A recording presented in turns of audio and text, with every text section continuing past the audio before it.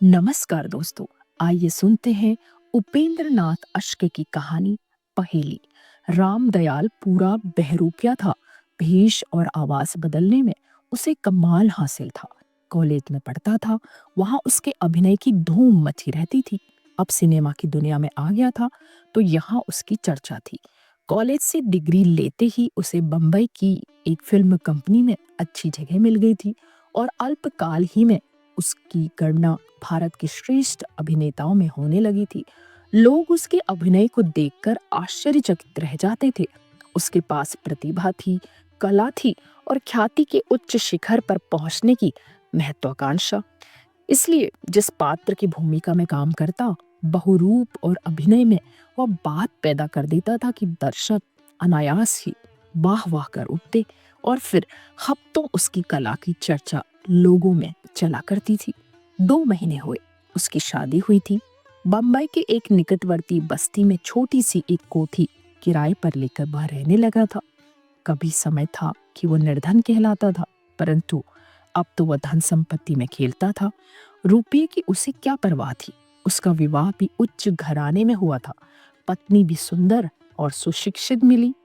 जिस प्रकार बादल सूखी धरती पर अमृत की वर्षा करके उसे तृप्त कर देता है, उसी प्रकार निर्धनता से सूखे हुए रामदयाल के हृदय को विधाता ने वैभव की वर्षा से सींच दिया था। संध्या का समय था। साए बढ़ते बढ़ते किसी भयानक देव की भांति संसार पर छा गए थे। रामदयाल लाइब्रेरी में बैठा था। अभी तक कमरे में बिजली न जली थी और वह किवाड़ के समीप कुर्सी रखे एक लेख पढ़ने में निमग्न था। चपरासी ने बिजली का बटन दबाया। क्षण भर में रोशनी से कमरा जगमगा उठा। रामदयाल ने रुमाल से ऐनक साफ किया और फिर लेख पर अपनी दृष्टि जमा दी। वह नवयुग का महिला अंकन देख रहा था। अंक देखना तो उसने यों ही शुरू किया था, परंतु एक लेख कुछ ऐसा रोचक था कि एक बार जो पढ़ना आरंभ किया तो समाप्त किए बिना जी न माना। लेख में किसी अभिनेता के अभिनय की विवेचना न थी। छद्म वेश कला पर कोई नई बात न लिखी थी।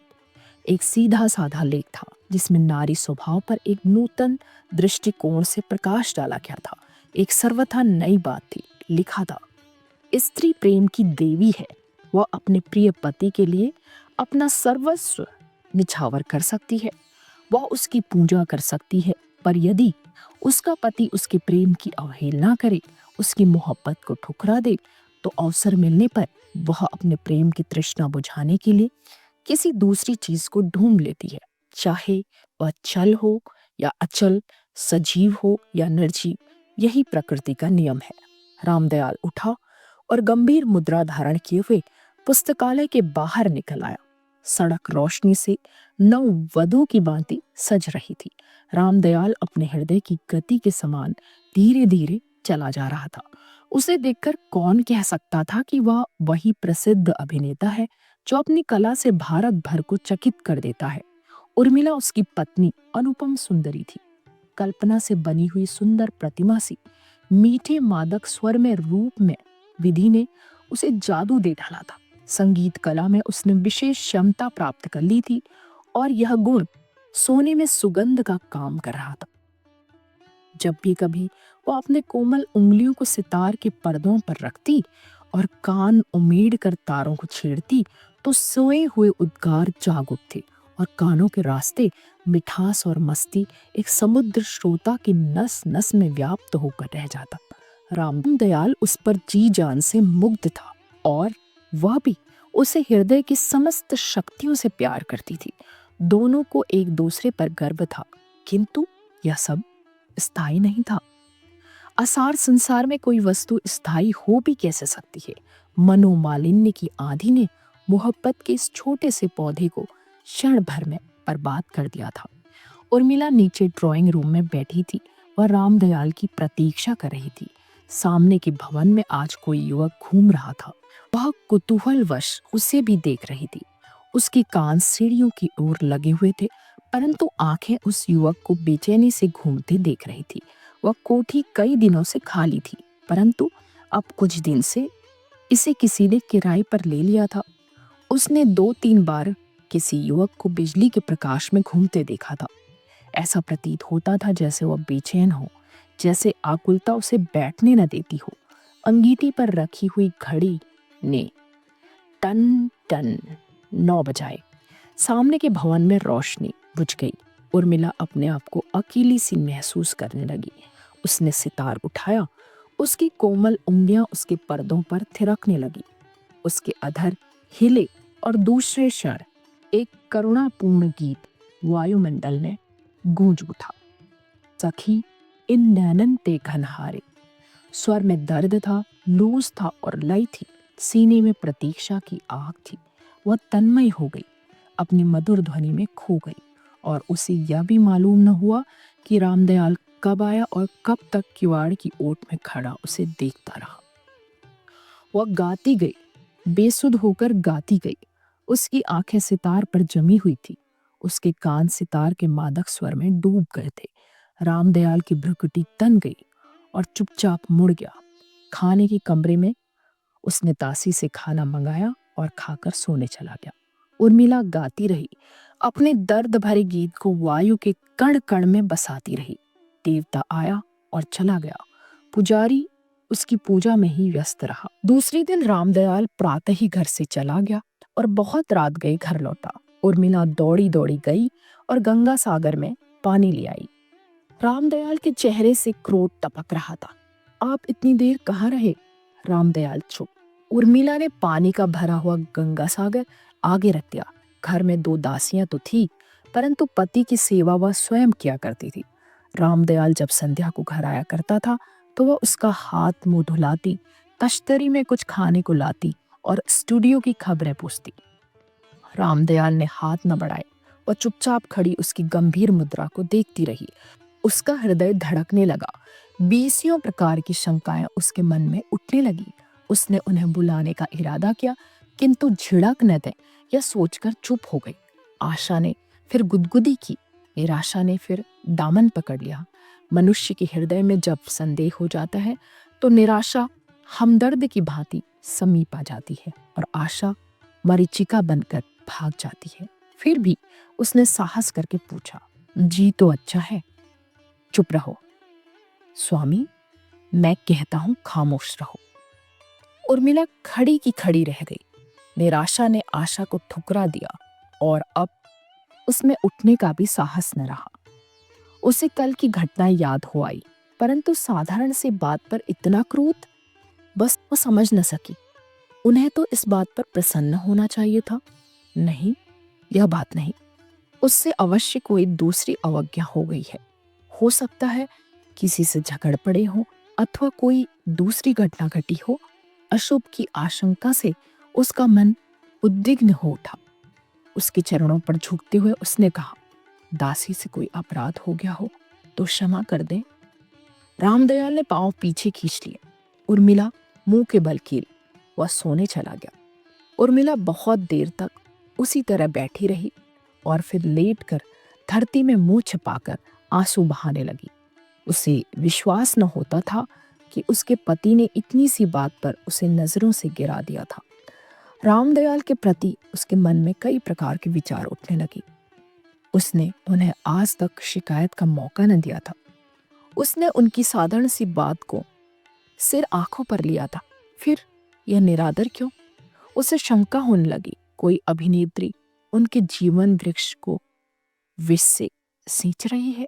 किंतु दूसरे क्षण अपने इन विचारों पर उसे घृणा हो आई थी। ग्लानि से उसका सिर झुक गया था। रामदयाल चाहे किसी के मुंह में फंस जाए, परंतु उर्मिला के लिए ऐसा सोचना भी पाप है। तो फिर वह अपने पति से इस अन्य मनस्कता का कारण ही क्यों न पूछ ले? क्या उसे इस बात का अधिकार नहीं? वह सधर्मिणी नहीं, अर्धांगिनी नहीं? यह सोचकर वह उठी। उसके शरीर में स्फूर्ति का संचार हो आया। वह जाएगी, अपने पति से इस क्रोध का कारण पूछ कर रहेगी और उस समय तक न छोड़ेगी जब तक वे उसे सब कुछ न बता दें या अपनी भुजाओं में भींचकर यह न कह दे, मैं तो हंसी कर रहा था।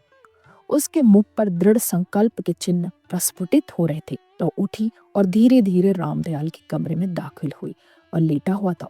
उसके चेहरे पर एक गंभीर मुस्कुराहट खेल रही थी। अव्यक्त वेदना की अथवा गुप्त उल्लास की कौन जाने। उर्मिला के आते ही वह उठ बैठा। उसने कड़क कर कहा, मेरे कमरे से निकल जाओ, जाकर सो रहो, मुझे तंग मत करो। क्या अपराध? मैं कहता हूँ चली जाओ। उर्मिला खड़ी की खड़ी रह गई, जैसे किसी जादूगरनी ने उसके सिर पर जादू की छड़ी फेर दी हो। वह स्फूर्ति और संकल्प जो कुछ देर पहले उसके मन में पैदा हुए थे, सब हवा हो गए। इच्छा होने पर भी वह दोबारा न पूछ सकी। उदासी का कारण पूछना, उस अकारण क्रोध का गिला करना, अपने कसूर की माफी मांगना, सब कुछ भूल गई। कल्पनाओं के भव्य प्रासाद पल भर में धराशायी हो गए। वह चुपचाप वापस चली आई और सारी रात गीले बिस्तर पर सोए हुए मनुष्य की भांति करवटें बदलती रही। नींद न जाने कहाँ उड़ गई थी। समय के पंख लगाकर दिन उड़ते गए। रामदयाल अब घर में बहुत कम आता था। उर्मिला को सेवा के लिए 2 दासियों में एक और की मृत्यु हो गई थी। वह उनसे तंग आ गई थी।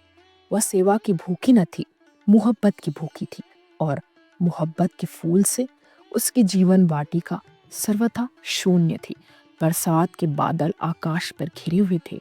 ठंडी हवा साकी की चाल से चल रही थी। बाहर किसी जगह पपीहा रह रह कर कूक उठता था।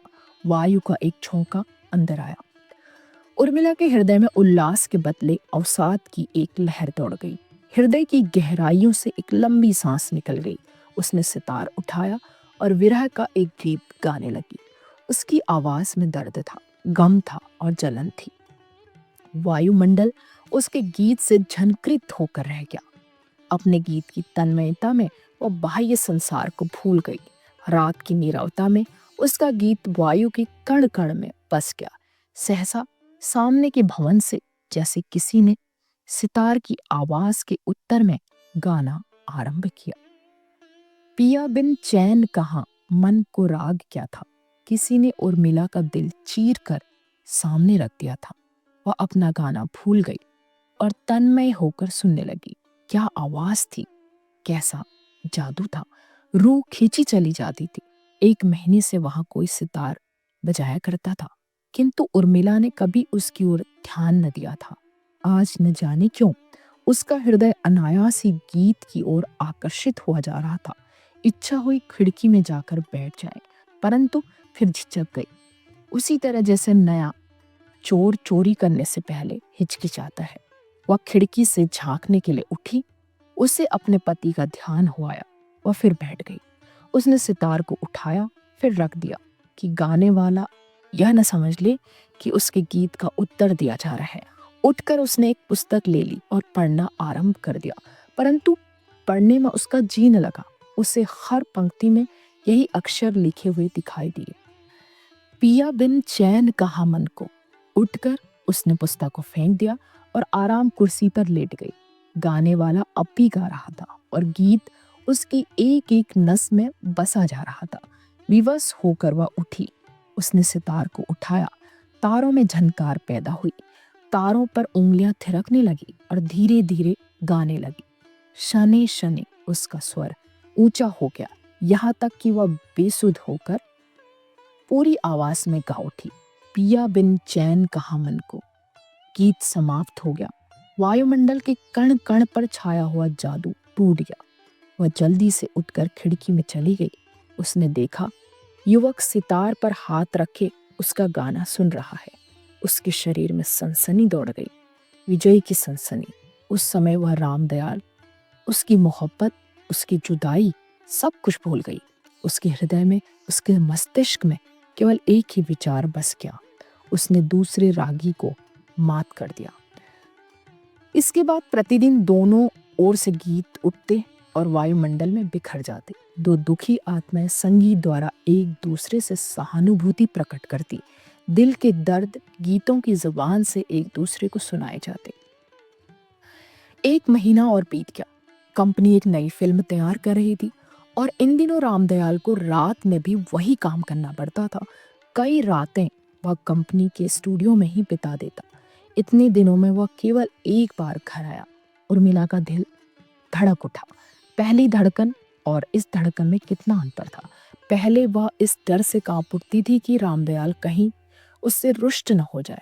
अब वह इस भय से मरी जाती थी कहीं उसके दिल की बात न जान ले, कहीं वह रात भर रहकर उसके प्रेम संगीत में बाधा न डाल दे। अक्टूबर का अंतिम सप्ताह था। रामदयाल घर आया। उर्मिला उसके मुख की ओर देख भी न सकी, उसके सामने भी न हो सकी। रामदयाल ने उसे बुलाया भी नहीं। वह दासी से केवल इतना कहकर चला गया, मैं अभी और 1 महीने घर ना आ सकूंगा। चित्रपट के कुछ दृश्य खराब हो गए हैं, उन्हें फिर दोबारा लिया जाएगा। जब वह चला गया तो उर्मिला ने सुख की एक सांस ली। उसके हृदय से एक बोझ सा उतर गया।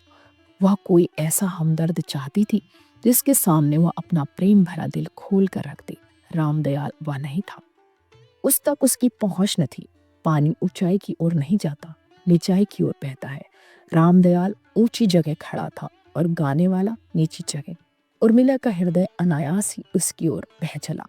उस दिन उर्मिला ने एक मीठा गीत गाया जिसमें उदासीनता के स्थान पर उल्लास हिलोरे ले रहा था। अब वह कमरे में बैठकर गाने के बदले बाहर बरामदे में बैठकर गाया करती थी। दोनों की तानें एक दूजे की तानों से मिलकर रह जाती। उनके हृदय कब के मिल चुके थे। संध्या का समय था। उर्मिला वाटिका में घूम रही थी। उसकी आंखें रह रहकर सामने वाले भवन की ओर उड़ जाती थी। उस समय वह चाहती थी कि कहीं वह युवक उसकी वाटिका में आ जाए और उसके सामने दिल के समस्त उद्गार खोल कर रख दे। वह अकेला ही था, यह उसे ज्ञात हो चुका था, किंतु कभी उसने दिन के समय उसे वहां नहीं देखा था। अंधेरा बढ़ चला था और डूबते हुए सूरज की लाली धीरे धीरे उसमें विलीन हो रही थी। ठंडी बयार चल रही थी, प्रकृति झूम रही थी और उर्मिला के दिल को कुछ हुआ जाता था। कुछ गुदगुदी सी उठ रही थी। वह एक बेंच पर बैठ गई और गुनगुनाने लगी। धीरे धीरे यह गुनगुनाहट गीत बन गई और वह पूरी आवाज से गाने लगी।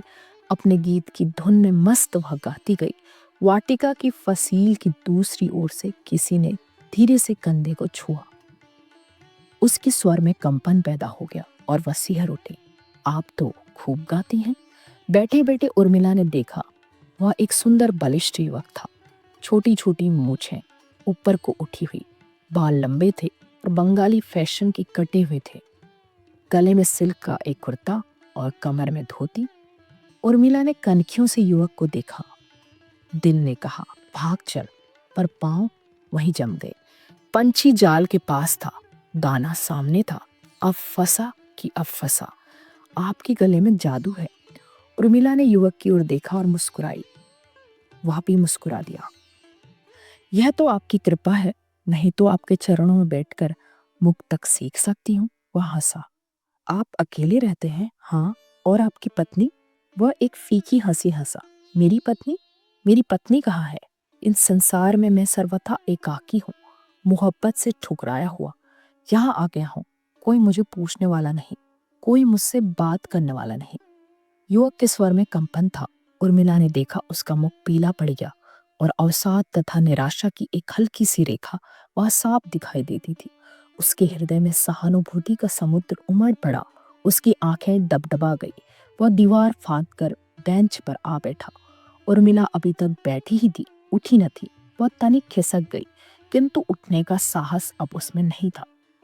युवक ने उसका हाथ अपने हाथ में ले लिया। उर्मिला के शरीर में सनसनी दौड़ गई। उसने हाथ छुड़ाना चाहा, युवक की आंखें सजल हो गई। उसका हाथ वहीं का वहीं रह गया। वह फिर बोला, मेरा विचार था मैं यहाँ आकर एकांत में गाकर अपना दिल बहला लिया करूंगा। मेरे पास धन वैभव का अभाव नहीं, परंतु उससे मुझे चैन नहीं मिलता, हृदय को शांति प्राप्त नहीं होती, इसलिए मैं सितार बजाता था। उसकी मनमोहक झनकार मेरी चंचल मन को एकाग्र कर देती थी।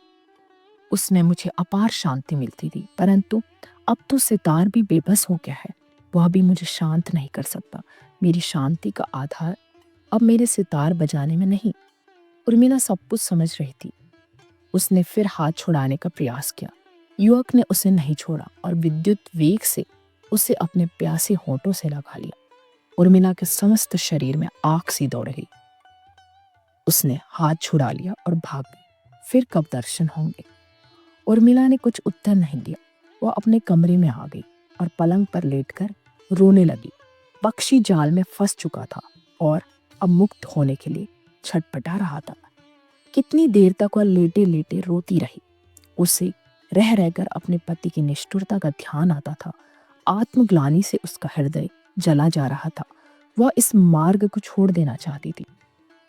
पश्चाताप की आग उसे जलाए डालती थी। वह चाहती थी उसका पति आ जाए, उसके पास बैठे, उससे प्रेम करे और वह उसके चरणों में बैठकर इतना रोए कि उसका पाषाण हृदय पानी पानी हो जाए। उठकर वह रामदयाल के पुस्तकालय में गई। एक छोटी सी मेज पर एक कोने में उसके पति का एक फोटो चौखट में जड़ा रखा था। उसने उसे उठाया, कई बार चूमा और उसकी आंखों से आंसू बह निकले। रामदयाल के पैरों की चाप से उसके विचारों का क्रम टूटा। वह उठी और सच्चे हृदय से उसका स्वागत करने को तैयार हो गई। उस समय उसका मन साफ था। विशुद्ध प्रेम का एक सागर वहां उमड़ रहा था, जिसके पानी को पश्चाताप की आग ने स्वच्छ और निर्मल कर दिया था। रसोई घर से पानी ले आई और रामदयाल के सामने जाकर खड़ी हुई। उसकी आंखें सजल थी और मन आशा के तार से बंधा डोल रहा था। उसने देखा, रामदयाल ने उसके हाथ से गिलास लेकर मुंह धो लिया और फिर उसे कुछ नाश्ता लाने को कहा। और जब वह मिठाई लेकर आई तो रामदयाल ने तश्तरी लेने के बदले उसे अपनी भुजाओं में लेकर उसके मुंह में मिठाई का एक टुकड़ा रख दिया।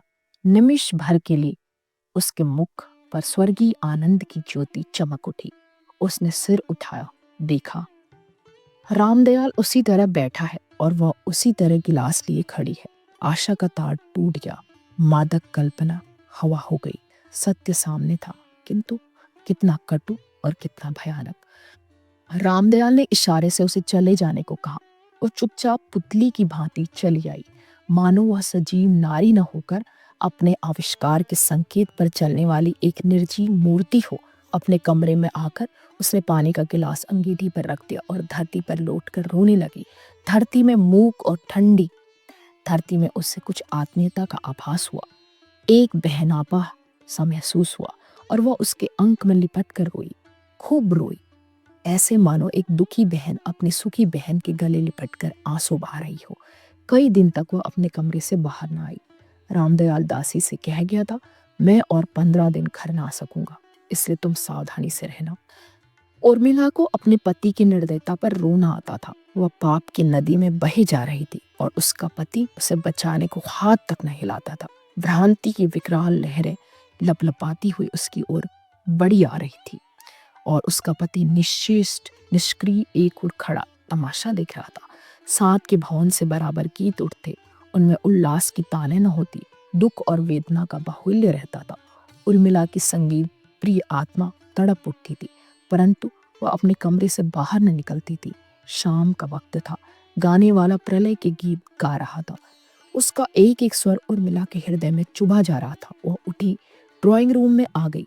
उसका सितार असहाय भिखारी की भांति एक और पड़ा था। उस पर मिट्टी की एक हल्की सी परत जम गई थी।